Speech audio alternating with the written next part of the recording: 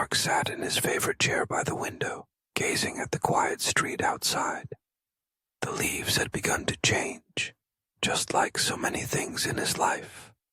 He was 52 now, and so was Linda, his wife of 30 years. Their marriage had seen passion, struggles, joy, and now, change. Linda walked into the room with a warm cup of tea, setting it down beside him.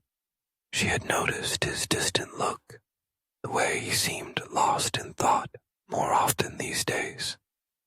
"You've been quiet lately," she said gently, sitting across from him. Mark hesitated, then let out a sigh. "I don't know, Linda. I just feel different. About us. About everything." Linda raised an eyebrow. "Different how?" He paused, searching for the right words. "I don't feel the same drive as before. It's not that I don't love you, because I do, but something's changed in me, and I don't know if it's just me, or if you feel it too." Linda exhaled slowly, setting her tea down. "I do feel it, Mark, and it scares me." For years, their physical relationship had been strong. It wasn't just about intimacy. It was about connection, comfort, and knowing that at the end of each day they had each other. But now things were different. Mark found himself less interested in intimacy, and when he did think about it, it felt more like a distant memory than a present desire. Linda, on the other hand, had experienced an unexpected shift in the opposite direction. As she entered her 50s, she felt a renewed energy, a longing for closeness, both emotionally and physically. But every time she reached for Mark, she sensed hesitation, as if he were pulling away. They had both read about how hormones change with age. For women, menopause could bring unexpected bursts of desire, or in some cases, a complete loss of it. For men, testosterone levels dropped, sometimes leading to lower libido.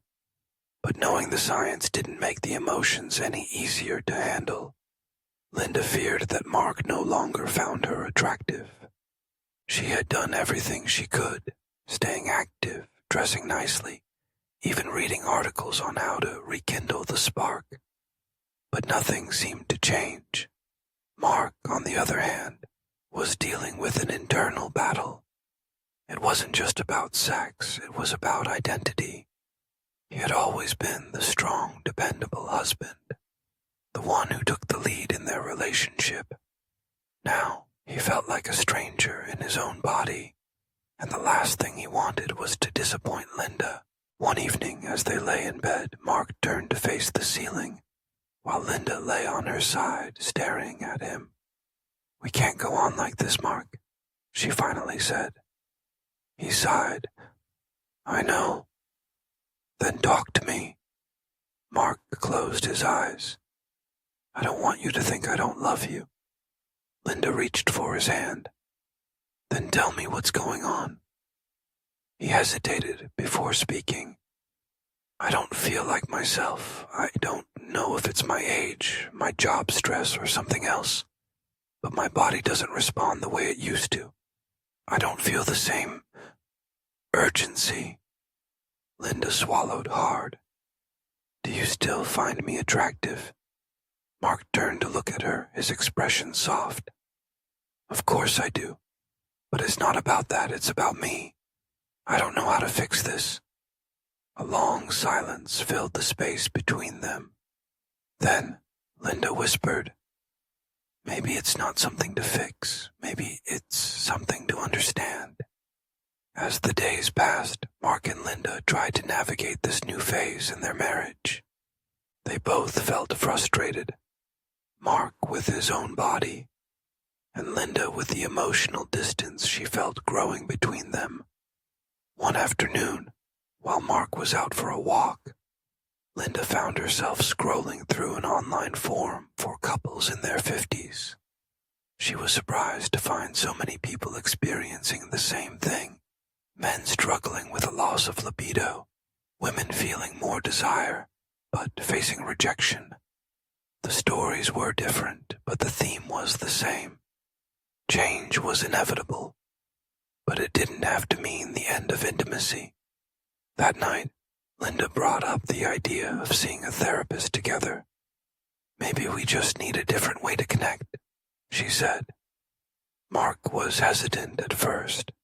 He had always been a problem solver, someone who fixed things on his own. But after a few days of thinking it over, he agreed. Their first session was eye-opening. The therapist explained that midlife was a transition, not a crisis. "Your relationship is evolving," she said.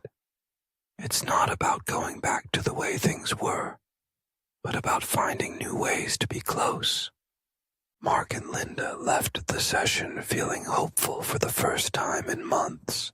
They started making small changes. Instead of focusing on sex as the only form of intimacy, they found other ways to reconnect. They held hands more.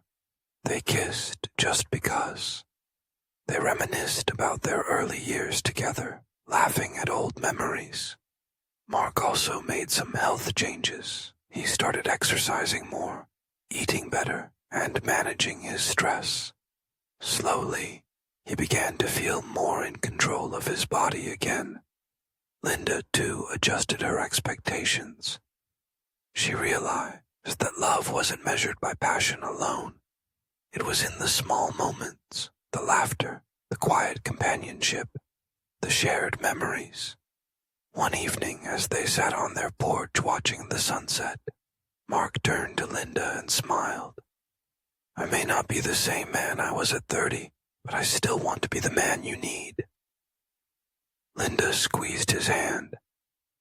"And I want to be the woman who walks beside you, wherever this journey takes us." Their love had changed, but it hadn't faded, and in that moment they realized change wasn't something to fear. It was something to embrace. Months passed, and while things weren't perfect, they were better. They had learned to communicate openly, to support each other through the changes, rather than letting them create distance. One Saturday morning, Mark surprised Linda by bringing her breakfast in bed. A simple gesture, but one that made her heart swell. "You're spoiling me," she teased. "Just making sure you know how much I love you," he replied. She leaned over and kissed him, not with expectation, but with gratitude. Midlife had brought changes neither of them expected, but instead of letting those changes drive them apart, they had chosen to grow through them together. Because love, real love, isn't just about passion. It's about partnership, understanding, and finding joy in every season of life.